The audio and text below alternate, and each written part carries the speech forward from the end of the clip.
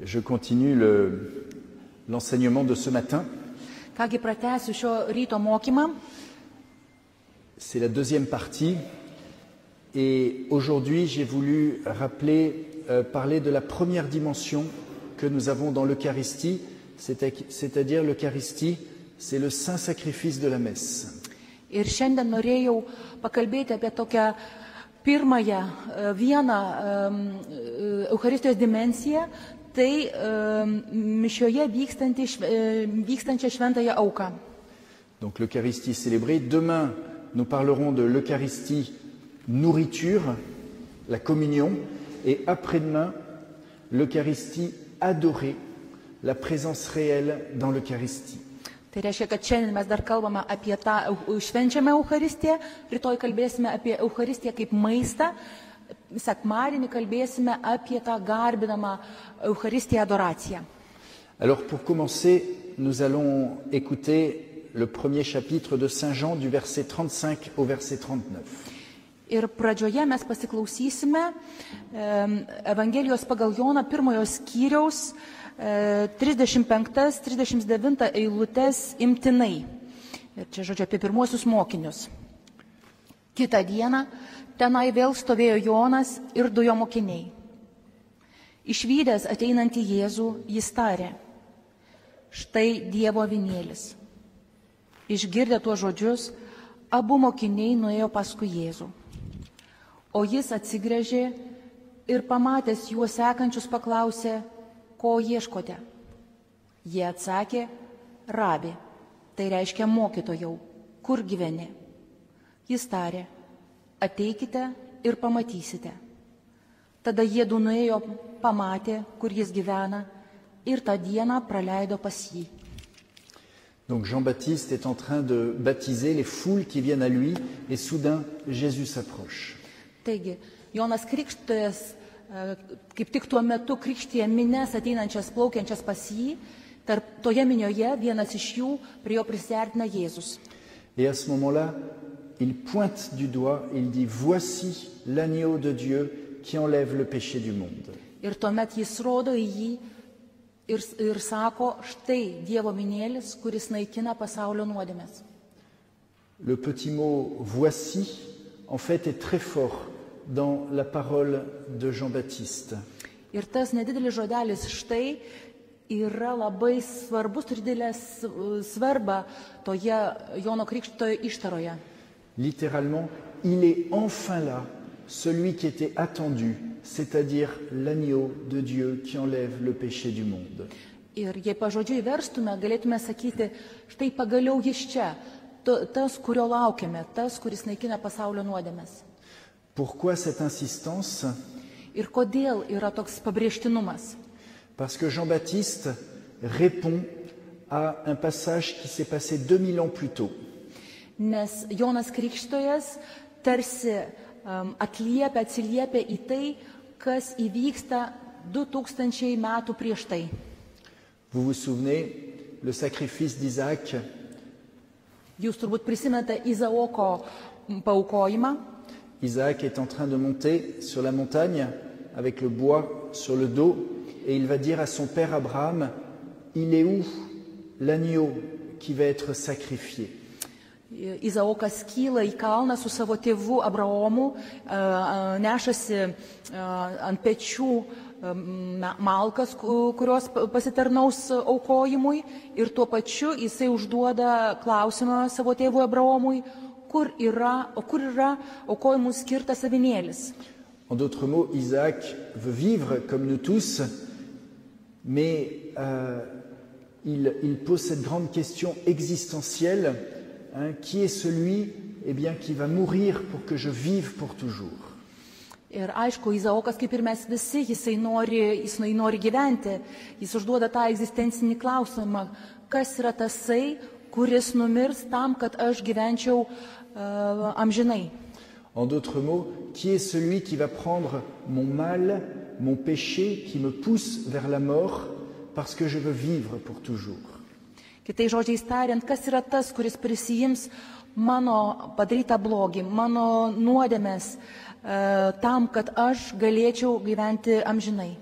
Et à ce moment-là, Abraham va répondre de manière énigmatique Abraomas atsako į jo klausimą mįslingai.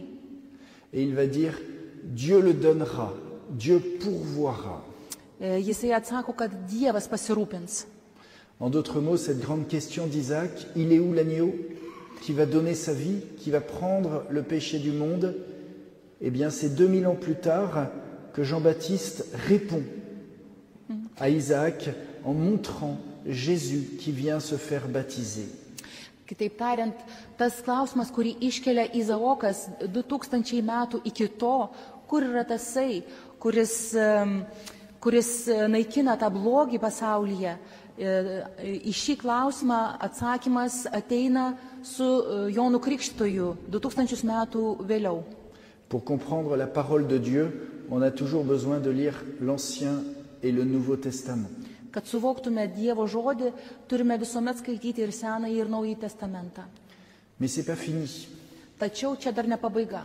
Ensuite, les deux disciples de Jésus, les deux disciples de Jean-Baptiste, eh bien, vont suivre Jésus et vont passer une journée avec lui, tel que c'est raconté dans l'évangile de Saint Jean. Paskui tie Švento Jono Krikštytojo mokiniai nueina kartu su Jėzumi ir praleidžia su juo dieną, taip kaip pasakoja Evangelijos ištrauka. Et ils vont dire, où demeures-tu? Jie užduoda prieš tai jam klausimą, kur gyveni. C'est vrai que lorsque nous voulons connaître une personne, si nous allons voir où il habite, eh bien nous allons avoir plein d'éléments qui nous parlent de cette personne et nous allons mieux comprendre qui est la personne si nous allons chez lui. Ir iš tiesų, lygiai taip ir mes, kai norime pažinti geriau žmogų, užduodami klausimą, kur jisai gyvena ir kai gauname atsakymą, mes tikrai labai nemažai apie jį sužinome. Tame atsakyme slypi labai daug informacijos apie tą asmenį. Et Jésus va répondre de manière étonnante, venez et voyez. Ir stebinančiai atsako Jėzus, sakydamas, ateikite ir pamatysite. Qu'est-ce qu'ils ont vu? On ne sait pas. Mes nežinome, ką jie pamatė. Mais en fait, Jésus va les conduire vers un autre événement. Tačiau iš tikrųjų Jėzus juos nuves į dar kitą įvykį. Saint Jean nous donne un tout petit détail, mais qui est d'une importance capitale. Šventas Jonas Krikštytojas mums pateikia tokią nedidelę smulkmeną, kuri turi itin didelę svarbą. Il nous dit, c'était la 4e heure ou la 10e heure. Jono Evangelijoje yra parašyta, kad tai buvo 10 valanda, o tai atitinka 4 valandą popiet. En d'autres mots, il faut chercher un autre passage dans le Nouveau Testament où il est question de 4 heures. O tai reiškia, kad šventajame rašte mes turime ieškoti kitos vietos, kurioje kalbama apie 4 valandą po pietų. Bien sûr, Jésus nous conduit vers la croix. Žinoma, Jėzus mus nuveda prie kryžiaus. À midi, Jésus est élevé sur une croix. Pusiaudienį, vidudienį jis yra prikalamas prie kryžiaus. À 15 heures, il remet l'esprit. 3 valandą jisai atiduoda dvasią. Et à 16 heures, eh bien, on nous dit qu'un soldat transperce le cœur de Jésus. O štai 4 valandą yra parašyta, kad vienas kariškis perverėjo širdį.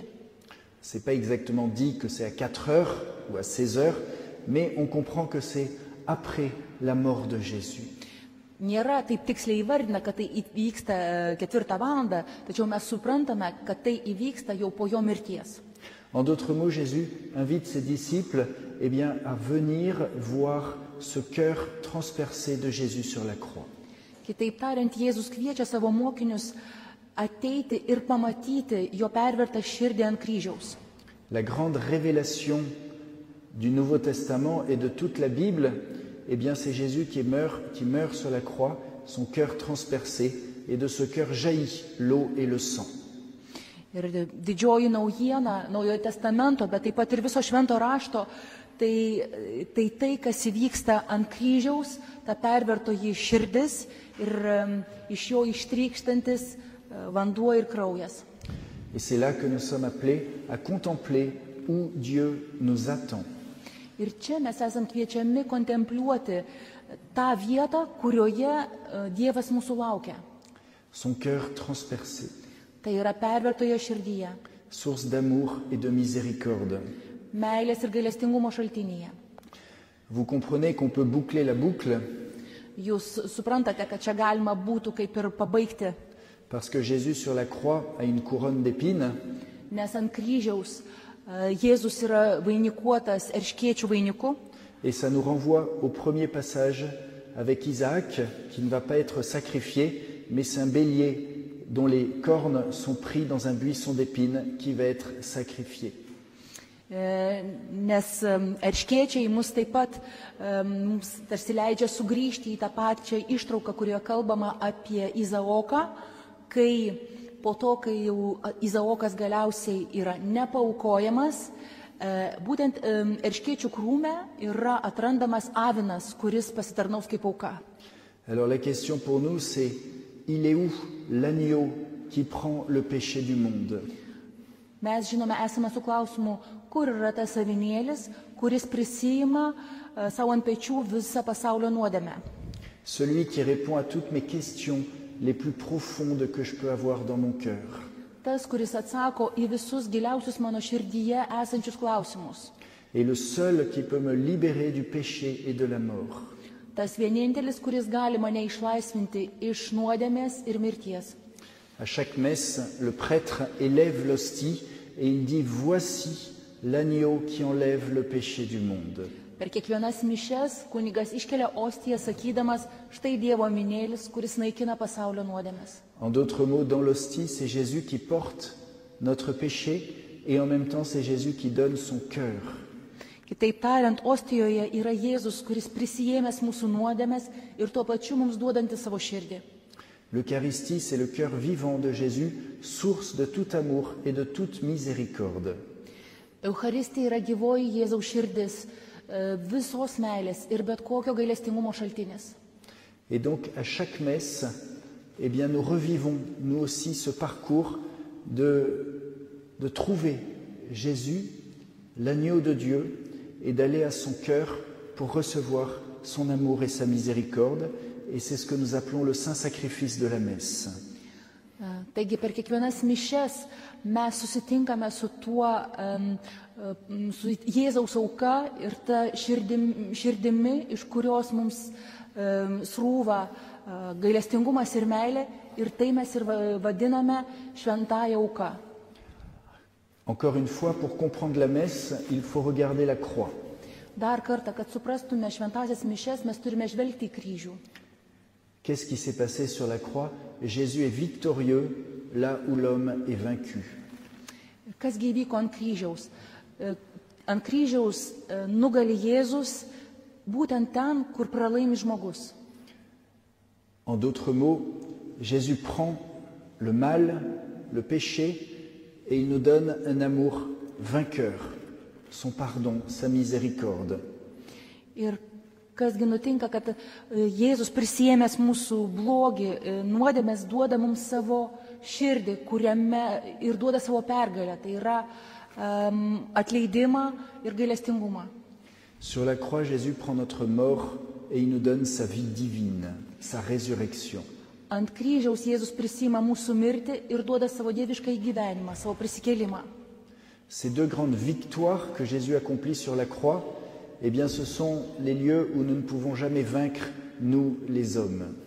Ir kadangi ant kryžiaus Jėzus patiria šias dvi svarbias pergalės, tai šitų pergalių jokie žmonės iš mūsų nebeatims. Mes čia esame nenugalimi. Seul Jésus a transformé le mal en bien, la mort en vie. Et il l'a fait sur la croix. Tik Jėzus perkeitė blogį į gėrį, mirtį į gyvenimą ir jis tai padarė ant kryžiaus. Mais Jésus veut accomplir cette transformation dans mon cœur. Tačiau Jėzus šitą perkeitimą nori įvykdyti taip pat ir mano širdyje. Parce qu'il veut me donner aussi un amour plus fort que le mal et que le péché, et il veut me donner sa vie nouvelle et sa vie éternelle. Jis nori man duoti meilę, kur yra stipresnė už blogį ir nuodėmę. Taip pat savo gyvenimą, kuris man duoda naują gyvenimą. Le problème, c'est que Jésus est mort sur la croix il y a 2000 ans et à Jérusalem, et aujourd'hui, je suis ici à Vilnius. Bėda, kad Jėzus miršta prieš 2000 metų ir Jeruzalėje, o aš dabar esu Vilniuje. Alors Jésus va inventer l'Eucharistie pour que ce qui s'est passé sur la croix descende dans mon cœur. Todėl Jėzus įsteigs Eucharistiją tam, kad tai, kas įvyko prieš 2000 metų, galėtų būti įlieta į mano širdį. On dit que l'Eucharistie, c'est l'invention du cœur de Jésus, l'invention de l'amour. Yra sakoma, kad Eucharistija yra Jėzaus širdies sumanimas, tai yra meilės sumanimas. Nous, les hommes, on est très forts pour faire des inventions technologiques, mais est-ce qu'on sait faire des inventions de l'amour? Mes žmonės esame labai pajėgus daryti, atlikti įvairius sumanimus, atradimus technologijų plotmėje, bet mums netaip gerai sekasi meilės plotmėje. Alors juste avant de mourir, Jésus prend du pain et il dit « Ceci est mon corps livré pour vous ». Prieš savo mirtį Jėzus paima duonos gabalėlį ir pasako, tai yra mano kūnas, atiduotas už jūs. Littéralement, ceci est mon corps offert en sacrifice par amour pour vous. Pažodžiui verčiant, būtų galima sakyti, kad tai yra mano kūnas iš meilės paaukotas. Et ensuite, il prend le vin et il dit « Ceci est la coupe de mon sang versé jusqu'à la dernière goutte par amour pour vous. » Paskui jisai paima taurę vyno, sakydamas, jog tai yra mano kraujas, išlietas iki paskutinio lašo už jūs. Quand Jésus dit « mon corps », ça veut dire ma personne, avec tout ce que j'ai fait et tout ce que j'ai dit. Kai Jėzus sako kūnas, tai reiškia asmuo su visu tuo, ką jisai sako ir ką jisai daro. Et le sang, dans la Bible, pour Jésus, enfin pour les Juifs, c'est le siège de la vie. C'est-à-dire que le sang qui est hors du corps, ça représente la mort. O kraujas, žydų supratimu, tai yra tas, galėtume sakyti, kad kraujas yra gyvybės buveinė. Ir jeigu jis yra tarsi už kūno, jisai jau reiškia mirtį. En d'autres mots, en donnant son sang, eh bien Jésus donne cet amour qui l'a poussé à donner sa vie pour chacun d'entre nous. Tai reiškia, kad atiduodamas savo kraują, Jėzus duoda taip pat ir meilę, būtent tą meilę, kuri jį ir skatino, vertė pasiaukoti, atsiduoti. Donc Jésus prend ce qu'il a fait sur la croix, cette double victoire, et il va l'insérer dans ce dernier repas. Taigi Jėzus tarsi paima tą dvigubą pergalę nuo kryžiaus ir ją įdeda, įtalpina į tą įsteigtąją Eucharistiją. En d'autres mots, cette victoire, double victoire, Jésus la dépose dans son dernier repas. Ta savo dvigubą pergalę jisai įdeda į paskutinę vakarienę. Le dernier repas de Jésus contient sa mort, son corps, sa personne, et en même temps son amour qui va jusqu'à mourir. Et puis Jésus dit, faites cela en mémoire de moi. Toje paskutinėje vakarienėje yra Jėzaus ta dviguba pergalė, jo meilė, jo auka. Jis taip pat priduria žodžius, darykite tai mano atminimui. La mémoire, ici, c'est un terme très fort dans le langage juif, c'est le mémorial. Tas atminimas žydų lūpose yra labai toksai svarus žodis, kuris reiškia tą tokią pareigą prisiminti. En d'autres mots, c'est l'action qui est rendue présente. Tai reiškia sudabartintą veiksmą. Chaque fois que nous célébrons la messe, nous célébrons cela en mémoire de Jésus, c'est-à-dire ce que Jésus a fait le jeudi saint, s'est rendu présent ici sur l'autel. Kas kartą, kai mes aukojame šventąsias mišias, yra sudabartinama tai, ką Jėzus atliko per paskutinę vakarienę didįjį ketvirtadienį. C'est un petit peu comme, vous savez, quand vous envoyez une lettre à quelqu'un, vous écrivez une lettre, ensuite vous mettez la lettre dans l'enveloppe, vous mettez un timbre, et vous envoyez la lettre, et le message, il part à quelqu'un d'autre. Tai primena šiek tiek išsiųstą laišką, kai jūs paimat voką, įdedate laišką į vidų, uždedate pašto ženklą ir išsiunčiate. Eh bien, c'est ce que Jésus, la lettre, cette lettre d'amour, c'est ce que Jésus a fait sur la croix, cette double victoire qu'il enveloppe dans son repas. Et chaque fois que la messe est célébrée, ce qu'il a fait sur la croix il y a 2000 ans. Alors, je reprends. C'est comme... Cette lettre. Ah oui, cette lettre, ce que Jésus... Alors, j'ai perdu mon idée, mais c'est pas grave, ça va revenir. Ce que Jésus a fait sur la croix est comme cette lettre d'amour et que le Seigneur nous communique jusqu'à nous à travers la Sainte Messe. Taigi, ta prasme, tame laiške yra visa tai, ką Jėzus atliko ant kryžiaus ir per paskutinę vakarienę ir tarsi visas tai sudeda į tą laišką, kurį šventų mišių metu mes tarsi atskleidžiame. C'est important de bien comprendre que ce que Jésus a fait sur la croix est rendu présent sur l'autel. Yra labai svarbu suvokti, kad tai, ką Jėzus atliko ant kryžiaus, yra sudabartinama ant altoriaus šventų mišių metu. Et c'est pour ça qu'il y a toujours une croix à côté de l'autel pour nous rappeler que c'est le sacrifice du Christ il y a 2000 ans qui est rendu présent, efficace, actuel pour moi aujourd'hui sur cet autel.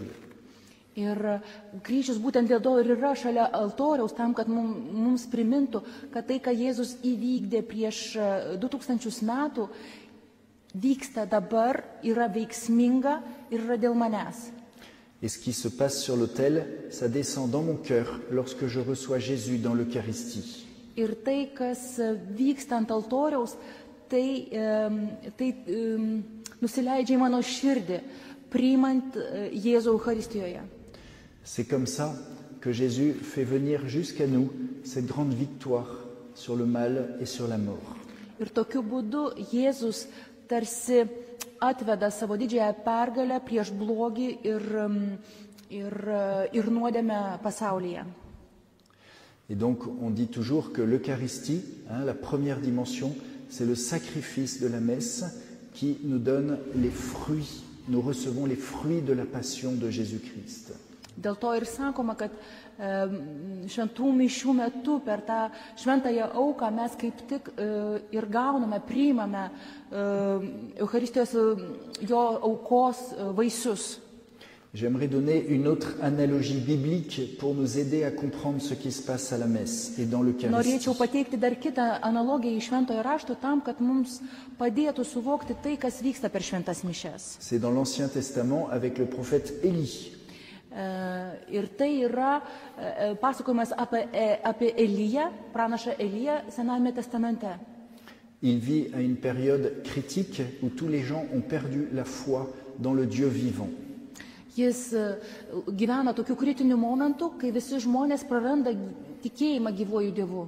Parce que le roi Akab a épousé Jézabel et Jézabel a fait venir les divinités païennes en Israël et maintenant tout le monde adore les divinités païennes. Karalius Achabas veda Jezabelę, kuri yra pagonė ir ji, ištekėjusi už jo, atsiveda praktikas, kurios yra stabmeldiškos įvairiems dievams, aukojant aukas. Ils vont faire un test pour savoir qui est le vrai Dieu, quel est le vrai sacrifice.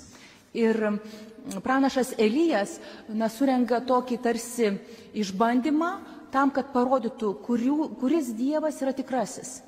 Et donc vous avez tous les prêtres de Baal d'un côté et Élie de l'autre. Iš vienos pusės yra tie Baalo kunigai stabmeldžiai ir iš kitos pusės yra pranašas Elijas. Et donc le test est le suivant, chacun construit un autel, on offre un animal en sacrifice, on prie et on voit si Dieu descend. Ir žodžiu, tas išmėginimas, toks testas visiems yra vienodas, kad, žodžiu, yra kiekvienas pastato altorių, yra paaukojamas gyvulys kažkoks ir meldžiamasi. Et donc les prêtres de Baal font l'autel, ils sacrifient un animal et ils font beaucoup de prières, mais rien ne descend du ciel. Ir tie Baalo kunigai, pranašai pastatė aukurą, paaukoja gyvulį ir labai garsiai, nors ir labai garsiai meldžiasi, vis dėlto jų malda nėra išklausyta. Et le prophète Élie s'amuse en voyant les prêtres qui font des prières et ils vont même aller jusqu'à se fouetter jusqu'au sang pour réveiller leur Dieu qui apparemment est endormi. Ir galima sakyti, kad pranašas Elijas, juos stebėdamas, net ir kažkiek juokiasi, nes jis juos mato net ir nusiplakusius iki kraujo vien tam, kad vis vien pasiektų to, kad tie dievai atsilieptų, kad jie tarsi juos pažadintų, nes atrodo, lyg jie būtų užmigę. Et puis les prêtres de Baal s'évanouissent épuisés. Galiausiai baigėsi tuo, kad to Baalo kunigai tiesiog nuo išsekimo apalpę nukrenta. Alors juste après, c'est Élie qui construit l'autel, qui prend un animal et il va déverser beaucoup d'eau sur l'autel. Ir paskui Elijas taip pat pastato aukurą, altorių, lygiai taip pat paruošia gyvulį ir ant to altoriaus išpila didelį kiekį vandens. L'eau, ça s'oppose au feu que Dieu va donner. Ir aišku, vanduo yra tas tokia kaip ir ugnies prieštara, tos ugnies, kurią turėtų įžiebti Dievas. Et au moment où Élie sacrifie l'animal, le feu de Dieu descend et consume l'animal malgré toute l'eau qui est là. Ir tuo metu, kai pranašas Elijas aukoja aukai skirtą gyvulį, nepaisant to didelio kiekio vandens, Dievas tarsi nužengia ugnimi ir visą tą paaukotą gyvulį sudegina kaip priėmimo ženklan aukos. Et c'est bien sûr une préfiguration de la Sainte Messe. Ir tai tikrai yra šventų mišių provaizdis. Toute l'eau sur l'autel représente tout le péché du monde qui est déposé sur l'autel. Visas tas didelis kiekis vandens atvaizduoja tą didelį daugybę nuodėmių, kuriuose skęsta pasaulis. C'est tout notre péché aussi, bien sûr. Žinoma, tai ir mūsų visų nuodėmės. Et au moment où le prêtre dit « Ceci est mon corps », ir tuomet, kai kunigas pasako, tai yra mano kūnas, à cet instant-là, le feu de Dieu descend sur l'autel. Ta akimirka Dievo ugnis nužengia ant altoriaus. C'est l'Esprit Saint qui descend immédiatement et qui change le pain en l'agneau de Dieu qui enlève le péché du monde. Ir tuomet iš karto betarpiškai nužengia šventoji dvasia, kuri duoną perkeičia į kūną. Et à cet instant même, nous recevons toute la miséricorde de Dieu. Tout ce que Jésus a fait sur la croix descend sur l'autel à la parole même du prêtre. Ir tą akimirką visas gailestingumas, visa tai, ką Jėzus pasiekia ant kryžiaus, nužengia ant altoriaus.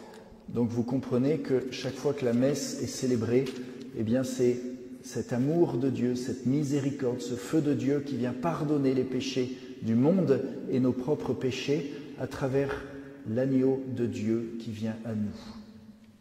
Taigi jūs suprantate, kad šventų mišių metu tuomet nužengia visa Dievo meilė, jo gailestingumas, ta Dievo ugnis, kuri tarsi naikina tą pasaulio nuodėmę ir per tą meilę ir gailestingumą mes gauname, patirime nuodėmę atleidimą.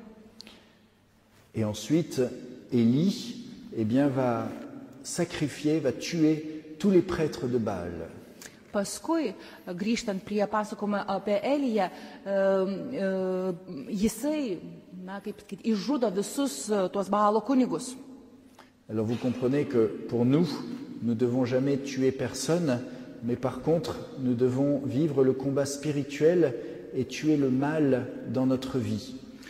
Mes, aišku, suprantame, kad mums tai nėra, kaip sakant, šita ištrauka nereiškia, kad mes turime žudyti, mes tikrai neturime žudyti, tačiau turime prisiminti, ištrauka mums yra apie tai, kad mūsų gyvenimas yra dvasinė kova. Nous devons détruire les idoles qui prennent la place de Dieu dans notre cœur.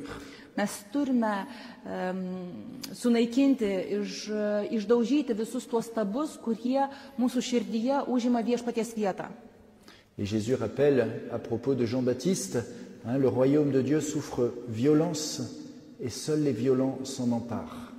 Ir Jėzus, kalbėdamas apie Joną Krikštytoją, ištarė tokius žodžius, kad Dievo karalystė yra imama jėga ir tik tai tie galingieji, tos jėgos pilni į tą karalystę ir įžengia. Aš tiksliai tų žodžių nepacituosiu, tiksliai reiktų juos rasti.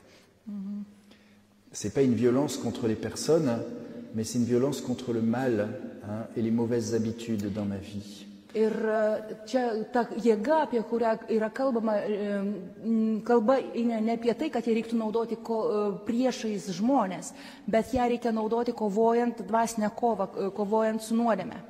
Alors ensuite, Élie est persécuté par Jézabel et il part dans le désert très loin et à un moment, il est fatigué et il s'endort. Aišku, paskui pranašas Elijas yra persekiojimas, jį persekioja karalienė Jezabelė, taip jisai pasitraukia į dykumą ir tenai šiek tiek sustoja, kad pailsėtų. Élie est vraiment découragé et il veut même mourir parce que sa vie est trop dure. Ir tai yra akimirka, kai Elijas yra tokioje neviltyje ir yra net pasirengęs mirti. Et soudain, un ange le réveille et lui montre un morceau de pain mystérieux et lui dit « Mange, sinon la route sera trop longue. » Ir vieną akimirką angelas jį pažadina, duodamas jam tokį slėpiningą duonos gabalėlį, sakydamas valgyk, kitaip tau bus kelias per ilgas. Cette nourriture mystérieuse, c'est bien sûr une préfiguration de l'Eucharistie que nous mangeons. Ir aišku, kad šis toks mįslingas, slėpiningas duonos gabalėlis, tai yra Eucharistijos, kurią mes priimame provaizdis. Parce que c'est l'Eucharistie qui nous permet de traverser les grands déserts de la vie. Nes būtent Eucharistija mums padeda peržengti tas tokias plačias gyvenimo dykumas. Dieu me dit tous les dimanches, mange ce pain mystérieux, sinon la route sera trop longue. Kiekvieną sekmadienį mums Viešpats sako, valgyk šią slėpiningą duoną, kitaip tau kelias bus per ilgas. C'est si difficile de rester fidèle à Jésus, à ses commandements, à son amour, à son royaume, qu'il nous donne le pain vivant qui descend du ciel dans l'Eucharistie.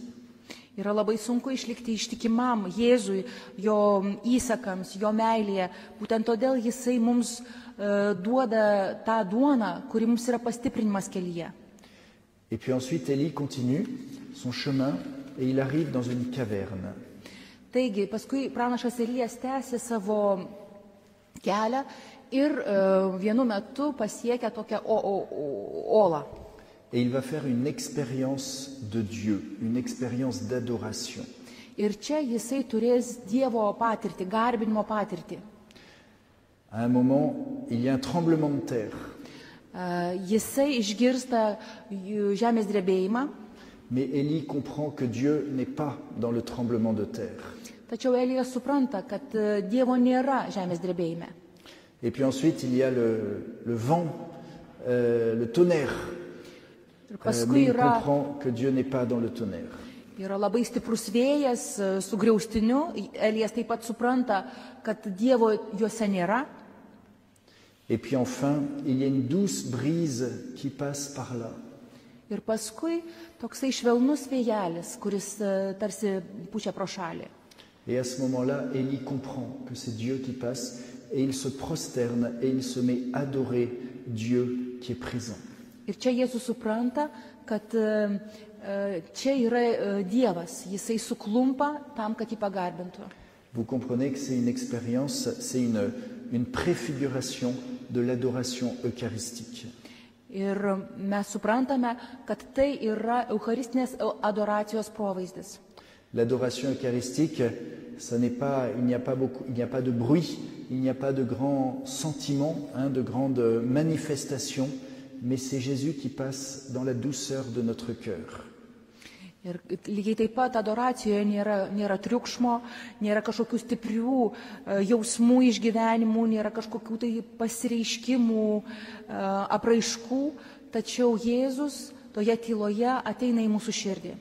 Et c'est pour ça que dans l'adoration, nous essayons de faire silence à tous les bruits du monde, mais aussi à tous les bruits dans notre cœur, pour pouvoir être attentifs à la douce présence de Jésus dans l'Eucharistie. Būtent todėl adoracijoje mes siekiame nutildyti bet kokį triukšmą. Aišku, atsiriboti nuo pasaulio triukšmo, bet taip pat nutildyti ir visą tą triukšmą, kuris yra mumyse, tam, kad galėtume toje vidinėje tyloje girdėti švelnų Dievo balsą. Donc vous voyez, cela nous donne de manière comme une préfiguration les trois grandes dimensions de l'Eucharistie. Taigi, šitame pasakojime mes matome tas tokius tris matmenis, tris svarbius Eucharistijos provaizdžius. Le sacrifice, c'est cette double victoire de Jésus sur la croix, victoire sur la mort. Turime auką, tai ta dviguba pergalė ant kryžiaus, kai yra nugalima mirtis. C'est toute sa miséricorde qui est déversée sur nous tous quand nous venons à la messe. Ir čia mes patirime visą jo gailestingumą, kuris ant mūsų yra išliejamas, kai ateiname į šventas mišias. Ensuite, la communion qui nous permet de traverser les grands déserts de la vie et d'être fidèles au Christ jusqu'au bout. Ir paskui Eucharistija kaip komunija, kuri mūsų stiprina kelyje ir yra mums sustiprinimas įvairiuose atkarpose, net kai mes, pavyzdžiui, einame per dykumą. Et puis l'adoration qui nous permet d'être renouvelés dans notre zèle pour Jésus. Ir paskui adoracija, kuri tarsi atgaivina, suteikia naujumą mūsų uolumui dėl Jėzaus. Parce que Élie, après cette expérience d'adoration, est renouvelé dans sa vocation et dans sa mission et il continue à servir le Seigneur. Nes po šitos patirties ir pranašas Elijas yra taip pat tarsi atgaivinamas, atgauna jėgas, sustiprinamas jo pašaukimas ir vėl išsiunčiamas į misiją. Alors je termine avec 2 points. Ir pabaigsiu pasakydamas 2 dalykus. D'abord, Saint Augustin qui disait ceci. Visų pirma, pacituodamas Šventą Augustiną, kuris sakė, il disait, tout puissant que Dieu soit, il n'a rien pu faire de plus grand que l'Eucharistie. Kad ir koks visagalis būtų Dievas, nieko galingesnio už Šventąją Eucharistiją jisai nepadarė. Tout sage que Dieu soit, il n'a rien pu trouver de plus admirable que l'Eucharistie. Nepaisant neapsakomos Dievo išminties, išmintingiausias, nuostabiausias dalykas, kurį jisai mums davė, yra Šventoji Eucharistija. Et tout riche qu'il soit, il n'a plus rien à nous donner. Ir kad ir koks jisai turtingas būtų, jis mums nieko negalėjo duoti. En d'autres mots, quand Dieu, le Père, nous donne cette petite hostie, Dieu ne peut pas, il ne sait pas, et il n'a plus rien à nous donner. Il ne sait pas que nous donner davantage, il ne peut pas nous donner davantage, il n'a plus rien à nous donner. Kitais žodžiais tariant, kad kai jisai mums duoda savo švenčiausią Eucharistiją, jis daugiau nebeturi ir nebegali, nebėra įmanu duoti kažką daugiau. Si vous pouvez penser à quelque chose de plus grand que l'Eucharistie que Dieu pourrait nous donner, dites-le à Dieu le Père. Ir jeigu jūs galite įsivaizduoti, ką daugiau jisai mums gali duoti, tiesiog tai pasakykite Dievui Tėvui. Mais Dieu ne peut pas, parce que dans l'Eucharistie, nous avons tout ce qu'il a, son Fils bien-aimé, sa joie, l'objet de toute sa joie. Ir jis tikrai negali nieko duoti daugiau, nes Eucharistijoje yra jo sūnus, kuris yra jo didžiausias džiaugsmas. Et de Jésus, nous recevons le don de l'Esprit Saint. O iš Jėzaus mes gauname šventosios dvasios dovaną. Et donc je termine avec l'Esprit Saint en rappelant que dans la Bible, il y a 2 Pentecôtes. Ir pabaigsiu, tardamas kelius žodžius apie šventąją dvasią, apie sekmines. Il y a la Pentecôte de Saint Luc ou des Actes des Apôtres, c'est 50 jours après Pâques, c'est une Pentecôte qui secoue et qui fait que ces hommes, eh bien, de manière extraordinaire, vont aller annoncer la bonne nouvelle. Apie sekmines mums pasakoja Šventas Lukas apaštalų darbuose.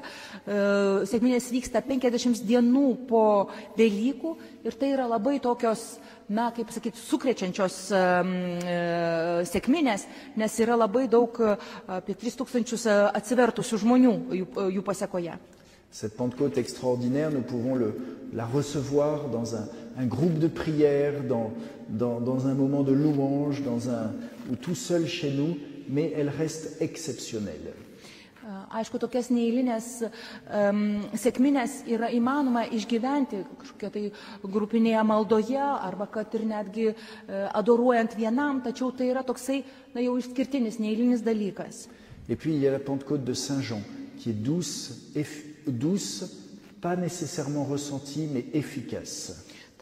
Yra taip pat sekminės ir Švento Jono sekminės, kurios yra žymiai švelnesnės ir galbūt nėra lydimos tokių stiprių pojūčių. Dans l'Évangile, chaque fois que quelqu'un s'approche du corps de Jésus, Jésus déverse son Esprit Saint.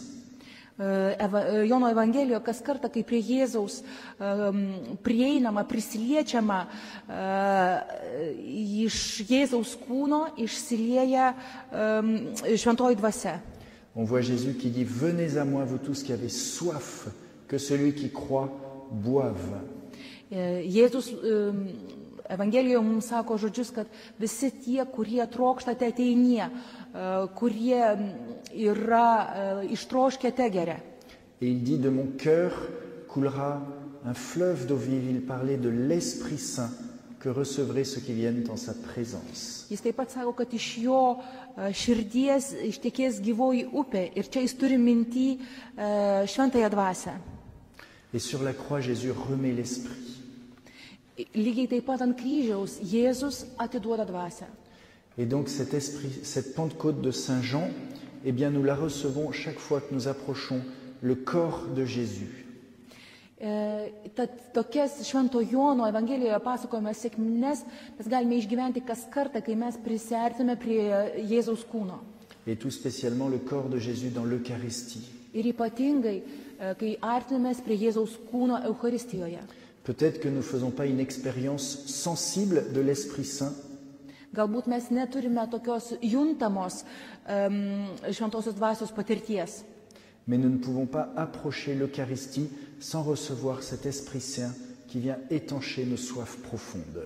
Tačiau mes negalime, nėra įmanoma, kad mes prisiartintume prie švenčiausiojo sakramento ir kad mes negautume šventosios dvasios dovanos, kuri malšina mūsų troškulį.